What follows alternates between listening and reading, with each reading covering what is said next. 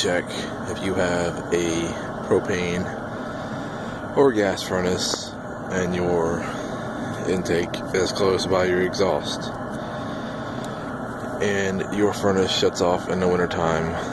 This one does it when it is in the single digits and the wind is not blowing. Steam will come out, just kind of hover here and it'll suck it right back up into this. And as you can see, it's clogged, almost clogged. When that gets clogged completely, it will shut the furnace off.